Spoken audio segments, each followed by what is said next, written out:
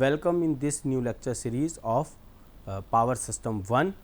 Here I am going to discuss the topic layout of the hydroelectric power plants.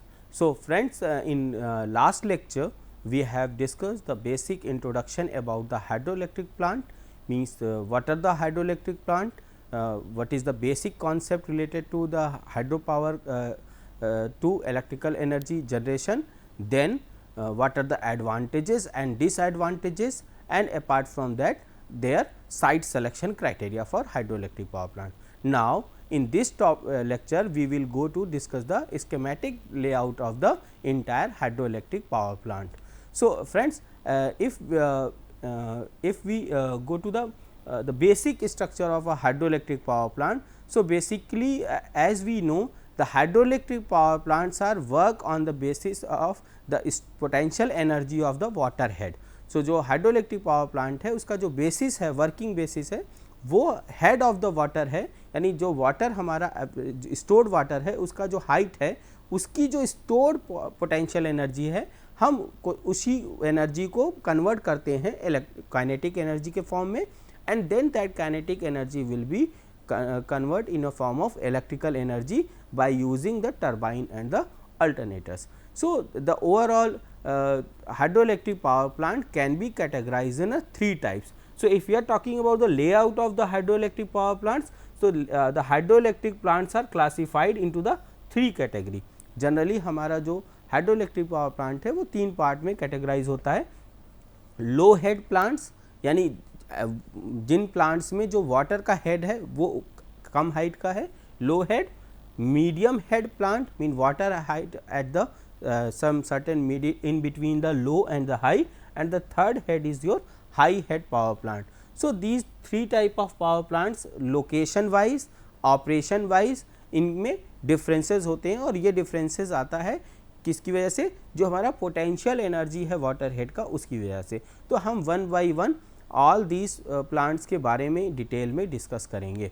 So now if we are talking about the low head power plants. So, low head power plants are basically if the available water is less than 30 meter. If your available water heat is only 30 meter, then these type of plants are known as a low head hydroelectric power plants. Now, the necessity of the head is created by construction of a dam or the barrage on the river bed. जहाँ भी water का flow है वहाँ पर dam या फिर barrage बना करके हम वहाँ पर वाटर के हेड को मेंटेन करते हैं. तो अगर हमारे लिए पॉसिबिलिटी इतनी है कि we can maintain only 30 metre of the height of the water head, so these type of plants are known as a low head plants और low head hydroelectric power plant. The plant is situated near the dam. Generally ये plant near river dam के nearest होते हैं. अगर हम इस picture को देखें, looking towards this picture, so let us कि this is a river bed and water is flowing from here to this side.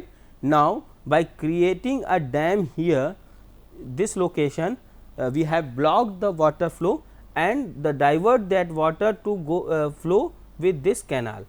So, the water will be flowing through this canal, and here again we have make a small channel where we transfer the water from this canal to the river bed in a controlled manner to run the power station or the powerhouse. So, this kind of power plant is known as a low head water plant. The major component of these plants are dam, sludge gate means where you have to control the, it is like a gateway where you control the water flow, canal that is a portion where your water will be going into the powerhouse side. Forebay means it is a just before the dam which is created to make a control water flow for the turbine. So, turbine section से just पहले एक थोड़ा large area होता है जहाँ पर water को हम स्टोर करते हैं, और फिर टेल रेस जहाँ से हम वाटर को एग्जिट कर देते हैं अगेन रिवर बेड के साथ. So this is the overall structure of the low head hydroelectric power plant. So here we have to make a regulating gate to provide a discharge और surplus of the water. So main dam में आपका क्या होगा, regulating gate होगा जो कि water के discharge rate को कंट्रोल करेगा. Then and mostly we are using the Kaplan type of turbine for the low head hydroelectric power plants. Similarly, it is the only disadvantage is what, अगर हम ये तो आपने component की बात की, if we are talking about the disadvantages part, so it is only having a one disadvantage is that the power output is reduced when the discharge increase, and as it cause a increase in the downstream water level with the consequence reduction in effective head. So, what happen if you increase the discharge rate from the dam in this type of plant. So, what happen, it reduces the water flow in the canal side, and due because of that your production will be reduced. So, the structure of such plants is extensive and the expensive, because you are blocking the river bed and most of the time large size of the rivers. So, large size rivers require the landscape for this large size of river is more. So, you required a very wide size of the dam. So, that is why these plants are very expensive, extensive as well as expensive. Generator used in these plants are low speed and the large diameter. So, the generator which is used in these type of plants are having a low speed. So, mainly low speed generators are used and the large diameter, but the size will be more for maintaining the frequency. So, these kind of things are related to low power head hydroelectric power plants. Now, if you are talking about the medium head plants, so medium head plants means the water head is little bit more than your low head, and the water head value is what, approximately 100 meters. So, if the water head is available, water head is around 100 meter, then this type of plant is known as a medium head plant, and these plants having water is brought from the main reservoir through the open canals to the forebay. Generally, in this type of plant, you can see here in the picture, this is your river bed, and from this river bed you have to collect the water, means make a dam here and make a reservoir here, and this reservoir having a means water head up approximately 10 meter, and you have to make a one thing that is known as penstock here. The penstock is the portion where you can flow the water in a controlled manner. So, from dam through penstock you inject the water into the turbine through inlet valve, and the purpose of inlet valve is to maintain the water pressure into the turbine. So, by opening and closing of this valve we can maintain the water pressure in the turbine, and mostly the Francis turbines are used in this kind of power plant. So, then this turbine is connected with a generator to generate the electrical power. So, this is the overall schematic arrangement of the entire medium head hydroelectric power plant, and here a draft tubes are used. The purpose of draft tubes is to maintain the means outlet of water from the turbine segment. So, these are the some basic structure. This is a basic structure of your medium head hydroelectric power plant. Now, we are going to talking about the high head power plant. Mainly the high head power plants are used for the generation of the bulk amount of the power. So, if your head is more than 100 meter, so that is known as a high head power plant, and in this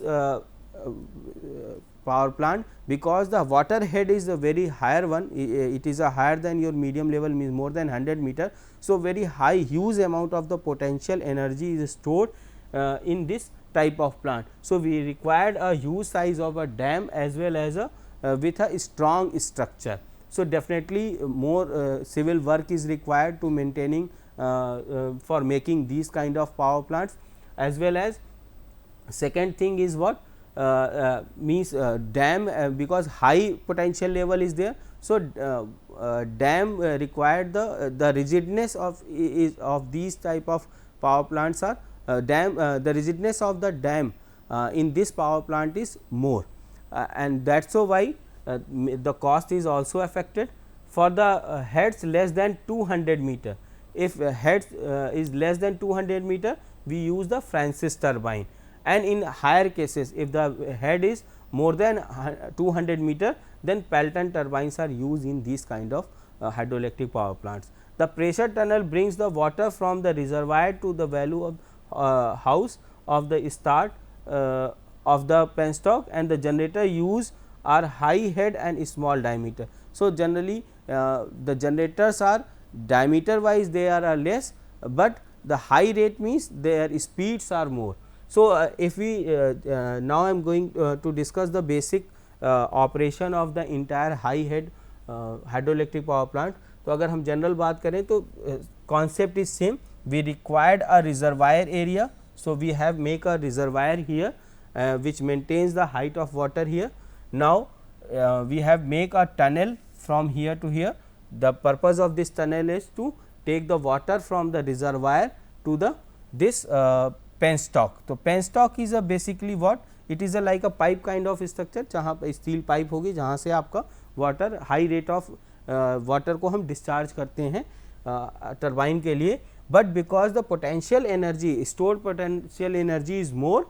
so some time जब हम water के penstock की gateway को open या close करते हैं तो यहाँ पर हमें we feel a large amount of the water pressure on the valve of the penstock. तो इस सर्ज को कंट्रोल करने के लिए we have connect a surge tank here. So suppose if pressure is high, so the water level will be increased in this surge tank, and if pressure become low, the water which is available in a surge tank that will be go bottom. So, for regulating the water pressure in this penstock we use the surge tank. Now, penstock connected with the this turbine. So, it rotates the turbine and then water will be discharged in a tail race. So, this is a powerhouse where turbine and generators are placed. So, this is the overall functioning of the your high head hydroelectric power plants.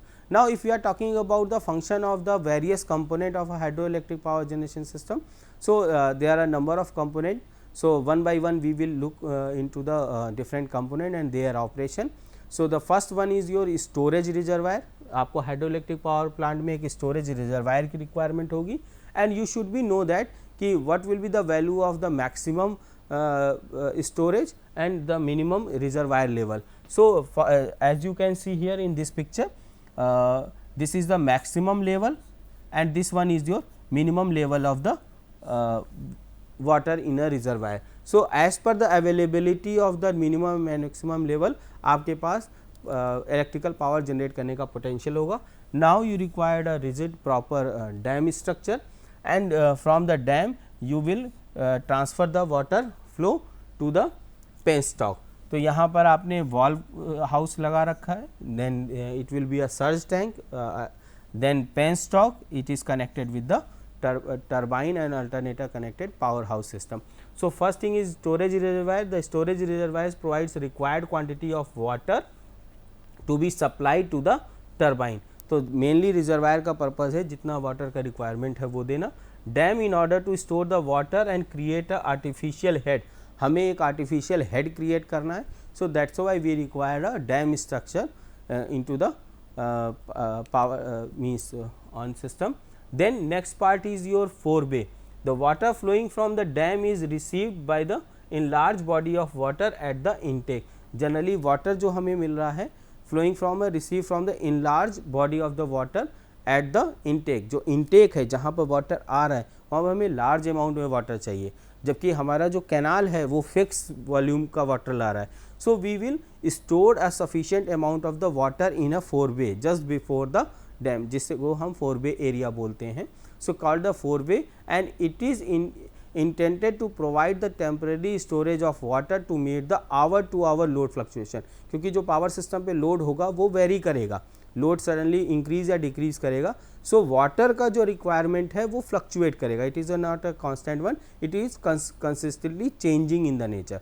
तो उस समय जो water का immediate water discharge rate बढ़ाना या घटाना है उसके लिए हम अपने फोरवे को यूज़ करते हैं, यानी वहाँ पर जो वाटर स्टोर है उस वाटर के डिस्चार्ज रेट को हम चेंज करके अपने फ्लक्चुएशन को कंट्रोल करते हैं.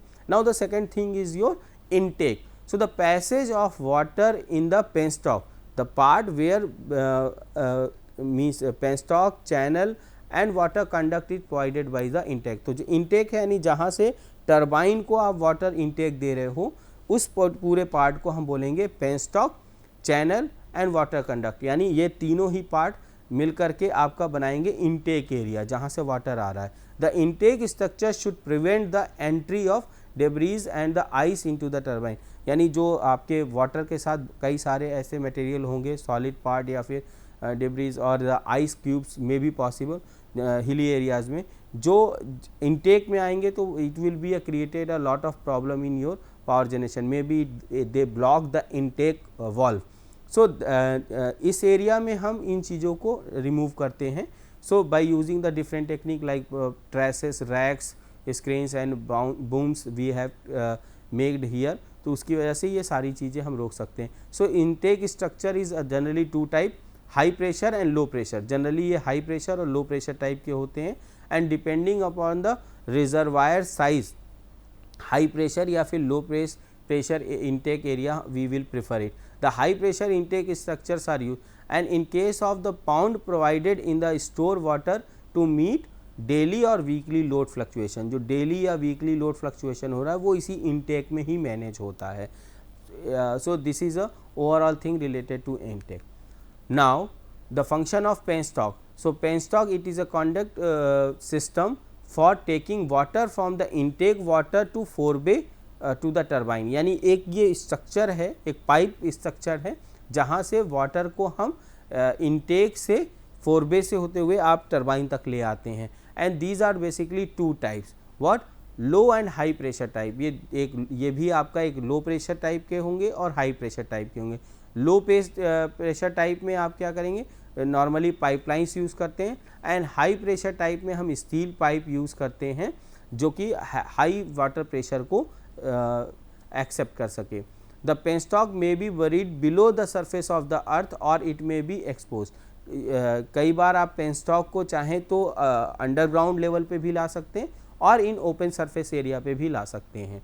Penstock pipes are generally of a steel and high and medium head plants and और concrete in a low head power plant. Generally जो हाई हेड या मीडियम हेड पावर प्लांट है वहाँ हम स्टील पेनस्टॉक यूज़ करते हैं, जबकि लो head में हम जनरली कंक्रीट स्ट्रक्चर पेनस्टॉक का यूज़ करते हैं। Spillway, spillway is what, the during the flood there will be a excess water. Generally rainy season में क्या होता है कि मानसून में ह्यूज वाटरफॉल होता है, यानी रेनफॉल होगा, तो आपके एक्सेस वाटर जो होगा आपके डैम के रिजर्वायर एरिया में, so you require to discharge that water content from the reservoir. Otherwise क्या होगा कि वाटर हेड इंक्रीज कर जाएगा and due to the overflow it will damage your dam structure. So for that purpose we make spillway into the dam, और ये gateway इसमें होगा जिसकी हेल्प से हम ओपन या क्लोज करके हम वाटर को डिस्चार्ज कर सकते हैं, एक्सेस वाटर को। Next, tail race, that is the last part of the any hydroelectric power plant from where you discharge the water which is from the turbine to the river bed। तो ये हमारा tell race होता है। इसका जो main purpose होता है कि जो वाटर टरबाइन से जो हमारा वाटर डिस्चार्ज हो रहा है वो ड्राफ्ट ट्यूब से होते हुए फिर से दोबारा हमारा रिजर्वायर में रिवर बेड के साथ मिक्स हो जाए। सो जनरली अगर हम इम्पल्स टरबाइन की बात करें, impulse turbine can discharge the water directly into the tail race. Generally impulse turbine directly कर सकते हैं, and for the other type of turbine we require some another type of component before leaving the water into the running river. Then surge tank, that is a very important part of any hydroelectric power plant. Here you can see that this structure will be showing a surge tank. So the purpose of that surge tank is what? Suppose if you have opened this tunnel and through this penstock your water is going to the powerhouse. Now during opening and closing of the valve here, what happen? A pressure will be generated in this penstock. एक water pressure क्या होगा वो generate होगा. When you are closing the valve, the pressure will increase. If you suddenly open the valve, a vacuum kind of things are created in the penstock, and that will be a cause of the a dynamic problem in the turbine operation, और वो एक fluctuation के form में reflect होगा turbine में. So for maintaining the consistency of the water pressure inside this penstock, we have connect a surge tank. इसका purpose ये है कि अगर प्रेशर इंक्रीज होगा तो water will be goes upward and collected in a surge tank, and if suddenly vacuum is created in the penstock, then water will be goes down. So that is the purpose of the surge tank. Now, so if we are talking about the entire power plant, so the hydroelectric power plants are also classified on the basis of what? Basis of the base load, means loading situation. So before going into the detail of this particular point, first of all we just means discuss the things, means the classification of the hydroelectric power plants is basically based on the their structure, and the primary thing is the availability of the water. तो generally जब हम hydroelectric power plant को classify करते हैं तो उसका purpose होता है कि हम जो वाटर की अवेलेबिलिटी है और जो साइट, जो हम लोगों ने लास्ट लेक्चर में डिस्कस किया था कि what are the criteria for selection of the location of a hydroelectric power plant. किसी भी हाइड्रोइलेक्ट्रिक पावर प्लांट को जो जहाँ भी जिस भी जगह लोकेट करना है उसका जो एरिया कंस्ट्रक्शन अवेलेबल है उसके अकॉर्डिंग हम डिसाइड करते हैं कि whether we can establish high head power plant, medium head power plant और the low head power plant. और दूसरा कंडीशन होती है हमारी रिवर के फ्लो के बेसिस पे, यानी वाटर की availability. So these are the two major criteria for selecting the any kind of hydroelectric power plant in for any power system network. Now apart from this classification of a hydroelectric power plant is also based on the type of loading situation on any power station. For example, classification according to the nature of load supply. जो हम supply कर रहे हैं, जो load को power supply कर रहे हैं उस नेचर पे भी डिपेंड करेगा कि हम कैसा प्लांट लें। तो जनरली लोड जो होगा वो हमारा या तो बेस लोड होगा या तो पीक लोड होगा। What do you mean by the base load?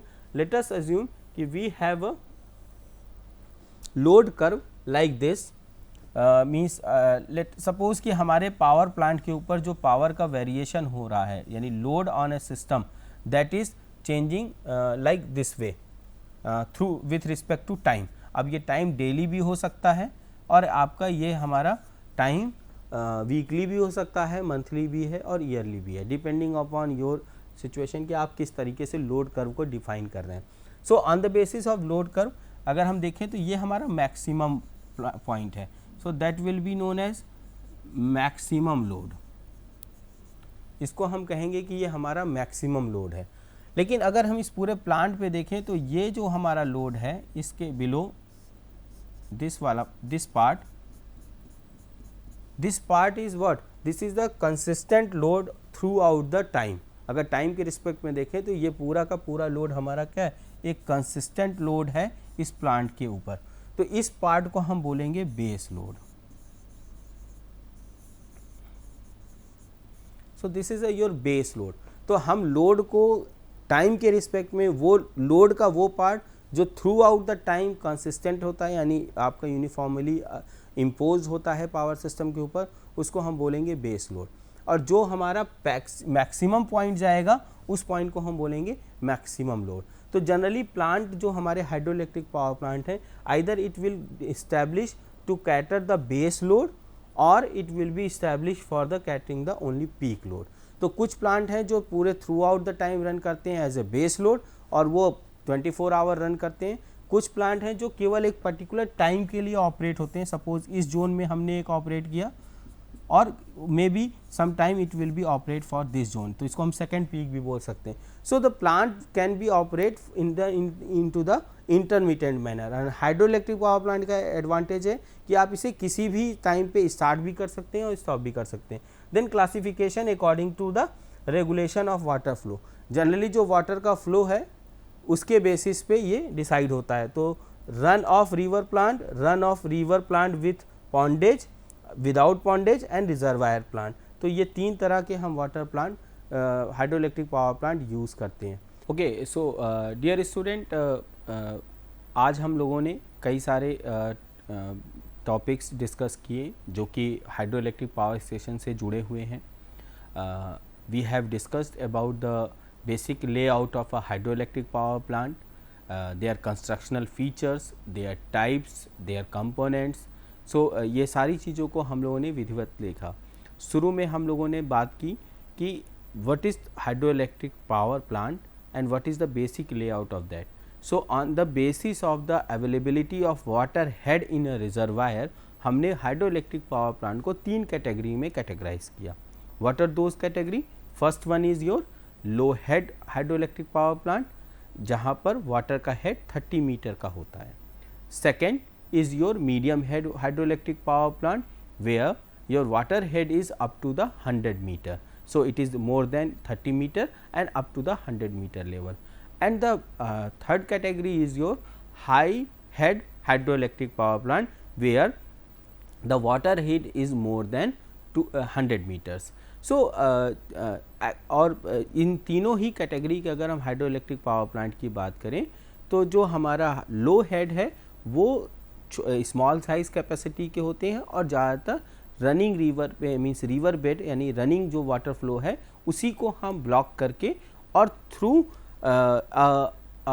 Divergent canal हम उस वाटर को अपने हाइड्रोइलेक्ट्रिक टरबाइन तक ले आते हैं और वहाँ पर हम उसको कन्वर्ट करते हैं इलेक्ट्रिकल एनर्जी के फॉर्म में. Now in medium head and higher head hydroelectric power plant we are creating a dam in a river flow and the water will be stored in a form of a reservoir और water को हम पूरी तरह से block करके और एक reservoir के फॉर्म में स्टोर करते हैं और we are maintaining the water head up to the 100 meter in medium head and more than 100 meter for the higher head hydroelectric power plant.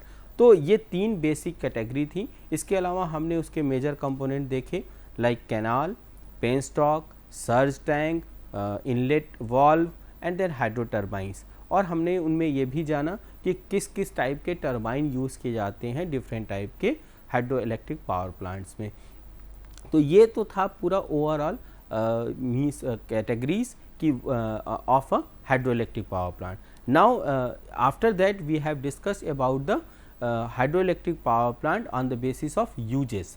तो अगर हम यूजेस के पॉइंट ऑफ व्यू से बात करें तो hydroelectric power plants are categorize in the 2 parts. One is your peak load hydroelectric power plant, second is your known as what that is your base load hydroelectric power plant. In peak load hydroelectric power plant, these power plants are installed to cater the peak demand of a any supply system or the load station, और during the peak time we are running that power plants. तो ये इसको हम बोलेंगे कि एक तरह का ये इंटरमीडिएट पावर प्लांट है जो नीड के according water supply electricity supply कर रहा है. And the second thing is your base load power plant. Base load power plant is running for the 24 hours, और यू कैन से दैट कि through out the time period, और ये पूरे time period में power को cater करने के लिए इंस्टॉल किए जाते हैं. So base load power plant हम ये भी कह सकते हैं कि वो पावर प्लांट्स हैं जहाँ पर हमारे पास सफिशिएंट अमाउंट में वाटर हेड मेंटेन है और रिजर्वायर में वाटर की अवेलेबिलिटी है. So these are the some certain point related to your hydroelectric power plant. I hope this lecture will be helpful for you to understand the hydroelectric power plant basics and their working principle. These are the some prescribed book for this topic, where the first book is Shiva Raju et al., the Kothari and CL Wadhwa and Deshpande. So these are the 4 books is prescribed for this subject, and you can collect the material from this one. So I hope it will be understandable. So thank you and namaskar.